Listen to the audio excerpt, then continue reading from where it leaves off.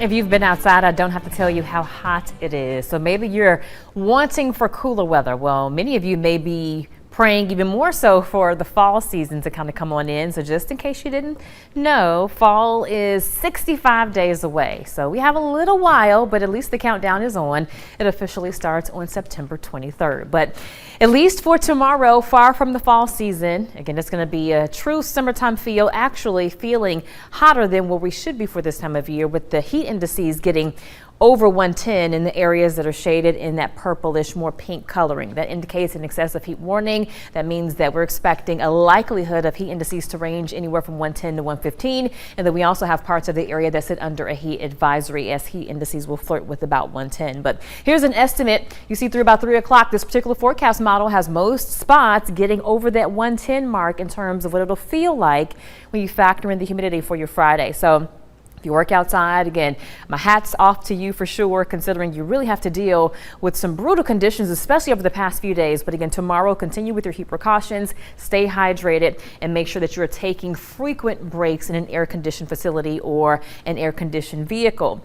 And the culprit for this intense heat is not just the fact that we're dealing with the heat dome that's allowing our temperatures to be above the average, but a lot of it is because of the dew points. The dew points are well into the 70s and even low 80s, and the dew point is an indication of the amount of moisture in the air. The higher the number, the more uncomfortable it is, and dew points in the 70s indicates a more tropical feel.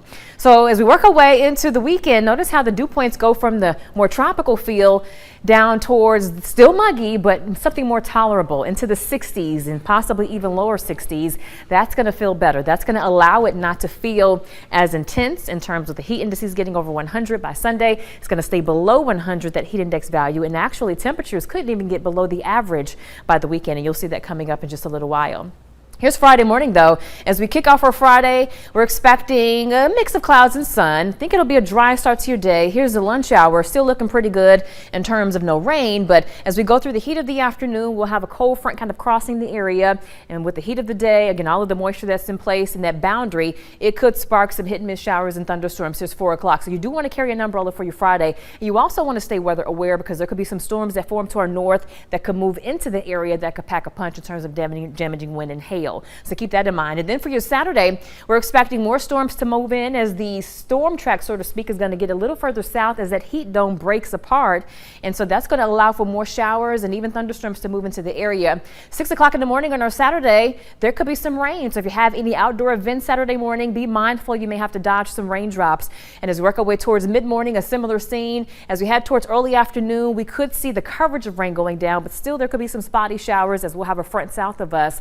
And again, with the heat of the day, we could have some of us dealing with some wet weather. So again, as mentioned, for Friday, parts of the area sit under a low threat for severe weather, especially for storms that form north and move across the northern parts of our viewing area, mainly north of I-20, and is mainly for damaging wind and hail.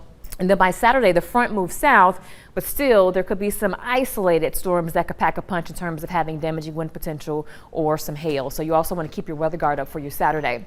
Right now it is toasty. It is 95 degrees, but with the humidity, it feels like it's 104 in Meridian. It feels like it's 106 in Quitman, and it feels like it is 105 in Butler. Tonight, upper 70s for lows. It's going to be a dry night for your Friday. Again, the heat is on. We have a weather alert day in place because we're expecting temps above the average, flirting with 100, and that heat index will get over 110 for most spots. So be careful for your Friday. Saturday, there's a low threat for severe weather. Otherwise, again, a cooler weekend, mornings in the 60s by Sunday morning and even Monday morning, but we do get a little hotter heading into next week.